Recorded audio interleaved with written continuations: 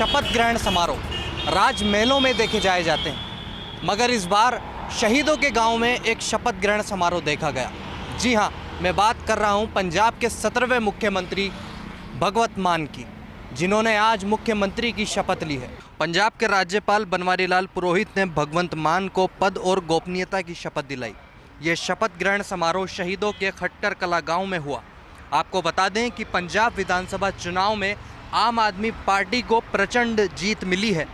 भगवंत मान पंजाब के 17वें सीएम बन गए हैं, जहां कार्यकाल के हिसाब से वे पंजाब के 25वें सीएम हैं। इस शपथ ग्रहण समारोह में दिल्ली के सीएम अरविंद केजरीवाल समेत दिल्ली आम आदमी पार्टी के तमाम नेता मौजूद रहे। शपथ ग्रहण के बाद भगवंत मान ने कहा कि जिन लोगों ने मुझे वोट नहीं दिया, मैं उनका भी सीएम हूँ, ये सरकार उनकी भी है।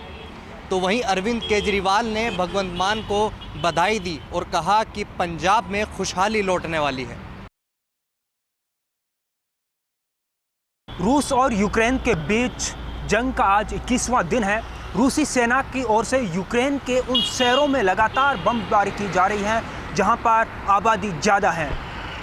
यूक्रेन के दूसरे सबसे बड़े शहर खार्किव में अब तक करीब 500 से ज़्यादा लोगों की मौत हो चुकी है।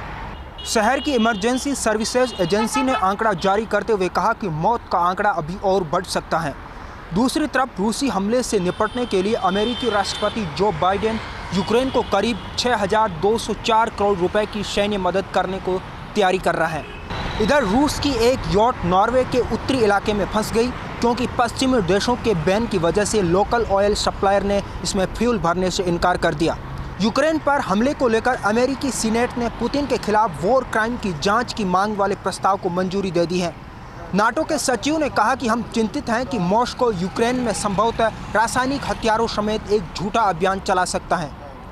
वहीं कनाडा सरकार ने 15 और रूसी अधिकारियों पर गंभीर प्रतिबंध लगा दिए हैं। इसमें सरकार और सैन्य वर्ग के लोग शामिल हैं। अब तक 500 रूसी लोगों पर बैन लगाया जा चुका है। ब्रिटेन भी 370 हाई प्रोफाइल रूसी लोगों पर बैन लगा रहा है। भारत के विदेश मंत्री एस जयशंकर का बयान सामने आया है। एस जयशंकर ने बताया कि यूक्रेन में फंसे भारतीयों को वापस लाया जा रहा है। दरअसल यूक्रेन में फंसे भारतीयों को वापस लाने के लिए भारत सरकार ने ऑपरेशन गंगा लॉन्च कर रखा है। इसके तहत अब तक 22,000 से ज़्यादा भारतीयों को स्वदेश लाया जा चुका है। होली के रंगों में सराबोर हुआ बीकाना। इधर संभागीय आयुक्त नीरज के पवन ने की एक शानदार पहल, अपने निवास पर ही आयोजित किया होली मिलन समारोह। नगर निगम के साथ मिलकर हुए इस आयोजन में सफाई कर्मियों को दिया खास दर्जा। पवन ने कहा कि होली का त्यौहार यही संदेश देता है कि हम सब मिलकर खुशियों के रंग बांटें।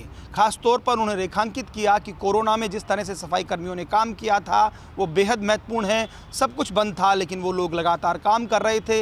होली के इस पर्व पर हम उनको खास तौर पर मान सम्मान देना चाहते हैं। इस दौरान जिला कलेक्टर भगवती प्रसाद कलाल, मेयर सुशीला कंवर राजपुरोहित भी मौजूद रही। यहाँ पर रंगारंग कार्यक्रम भी आयोजित हुए। नीरज पवन ने कहा, हमारी कोशिश यही है कि इसी तरह आपस में मिलजुल कर हम बीकानेर के विकास के लिए काम करते रहें। तो इधर फागणिया फुटबॉल का भी क्रेज दिखा। दरअसल बीकानेर में स्वांगधर खेले जाने वाले इस फागणिया फुटबॉल का खासा क्रेज रहता है और इस बार विषय था रूस और यूक्रेन। दरअसल दोनों ही राष्ट्राध्यक्षों का यहाँ पर कलाकारों ने स्वांग धरा और जमकर फुटबॉल खेली गई। मोदी भी नजर आए तो साथ ही वसुंधरा राजे भी।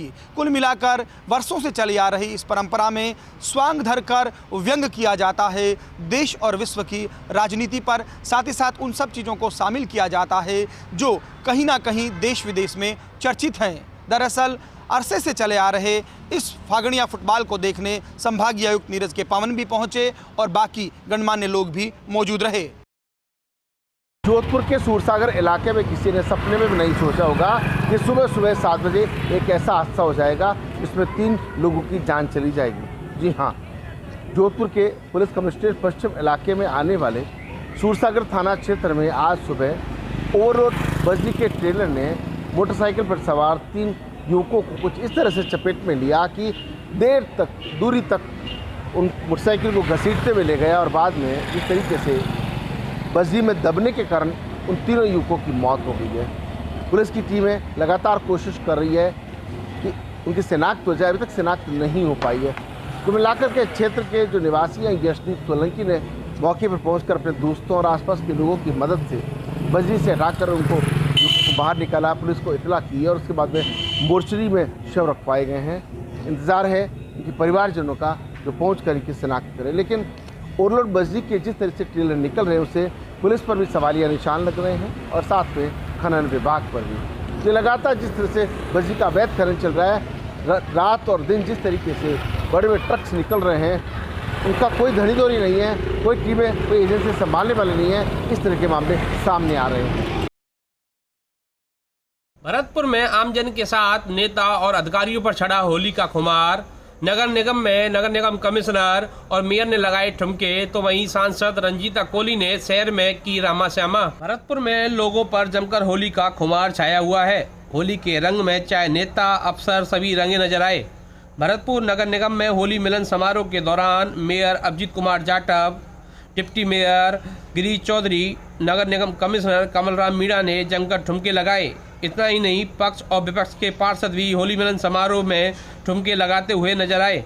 वहीं सांसद रंजीता कोली ने भरतपुर के बाजार में निकलकर होली की रामा श्यामा की। इस दौरान सांसद का कई जगह भव्य स्वागत भी हुआ। सांसद रंजीता कोली ने कहा कि कोरोना की वजह से पिछली बार लोगों से होली पर मुलाकात नहीं हो पाई थी, जिसकी वजह से आज बाजार में मिलकर लोगों से रामा श्यामा की है।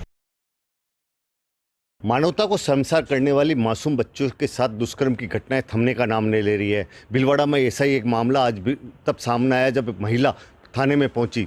महिला ने ये जो शिकायत दर्ज कराई वो बच्ची के स्कूल वाली जो शिक्षिकाएं हैं उनके कहने पर दर्ज कराई और स्कूल के माध्यम से ये शिकायत प्रतापनगर थाने में पहुंची, जिसमें पूरी मानव जाति और परिवार और जिस तरह से रिश्तों को शर्मसार करने वाली घटना सामने आई, जिससे पुलिस महकमा भी स्तब्ध रह गया और हड़कंप मच गया।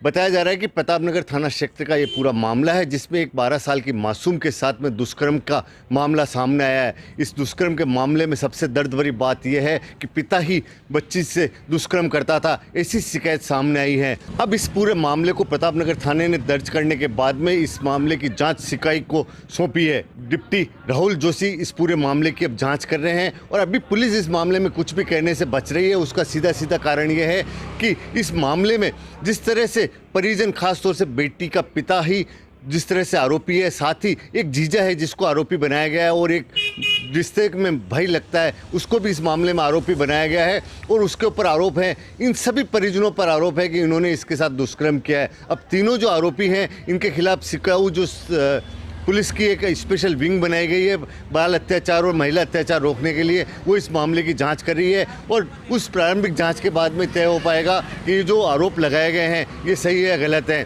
बच्ची का हाल फिलहाल पुलिस ने मेडिकल करवाया है और अग्रिम जांच जारी है।